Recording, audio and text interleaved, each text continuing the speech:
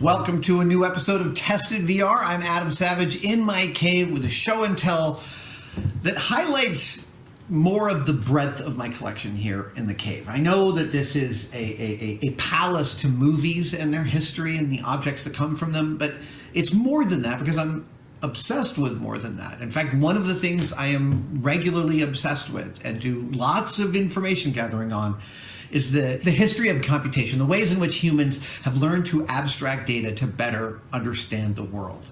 I know that's just sort of an abstract way of stating it, but let me start at the beginning. I think of this as the most important human invention for memory recall. This, not the Palomino Blackwing, the pencil, the writing implement. This allowed humans to take stuff in their brains, complex stuff, and put it down and hold on to it to work on it later.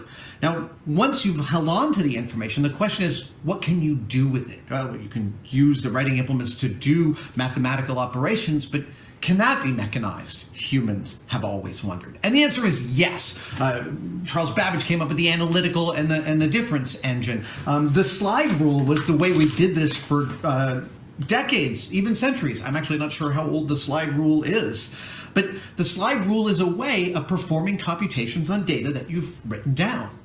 You might not think of this as a mechanical computer, but because it all relies on precise distances between things, just like the gears, the teeth of a gear, this is a mechanical computer. In fact, this is the make and model of slide rule that was used by NASA engineers to help get us to the moon in the 60s.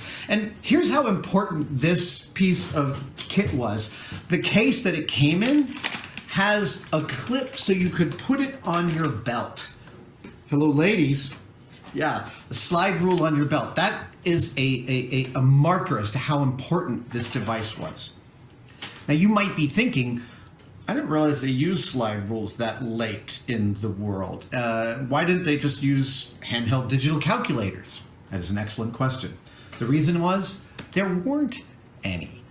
This, which is one of the very first Texas Instrument digital calculators, did not exist until the early 70s. No, if you wanted to do speedy, high-level calculations before the advent of this, your best bet was this little baby. This is a CURTA mechanical computer. Composed of over 600 parts, it is one of the most beautiful objects I have ever seen, and I've been obsessed with it since I first heard about it. It was invented by a man named Kurt Hertzstark. Kurt Hertzstark came up with one of the main ideas for this in the late 30s, was captured by the Nazis, imprisoned in a concentration camp, finished the design and iteration process in his head in the concentration camp, and then when the war ended, he formed this company to build these mechanical computers. And these have a passionate fandom all over the world. They made hundreds of thousands between the 40s and the early 70s when this invention killed this company. Seriously, absolutely. This is, what do you call it? This is roadkill on the highway of human ingenuity. It is frequently called the pepper grinder computer because you performed calculation operations by continually turning this wheel. You could turn it also, you can pull it out and turn it. Ooh, it sounds so beautiful. Listen. Oh, I mean, there's so much going on in here, and this still isn't what the show and tell is about. CURTA made the Series 1 for many years and then upgraded. This one calculated to 11 places. They upgraded to the Series 2, and this calculates to 15 places. 15, for reference, your digital calculator, 7 places. Which is why I know that pi is 3.1415927, because that's pi to 7 places. That's all I need to know pi, because it's all I can enter into here.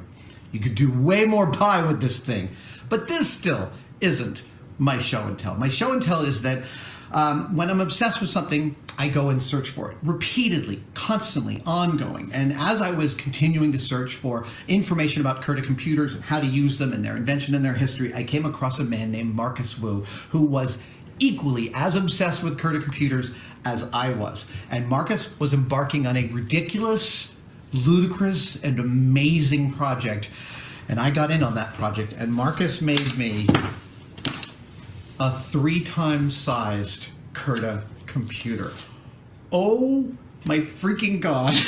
I can't even tell you how intoxicating it is to see, look, this, which is so beautiful, rendered as this, which is equally as beautiful, but it's as if I've been miniaturized and can appreciate it at a larger scale.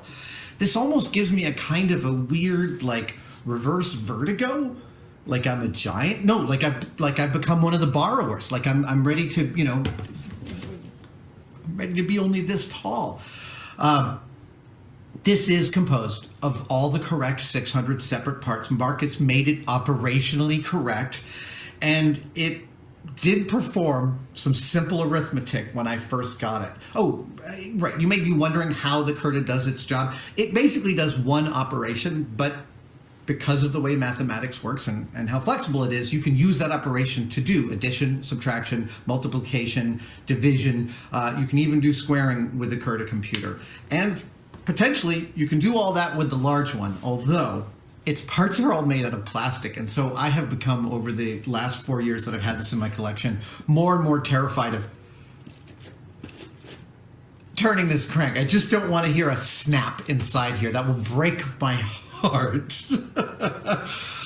So it's without fulfilling its full purpose, which is to do mechanical calculations, but that is good enough. This lives in my office. I look at it every single day, and it's one of my favorite pieces.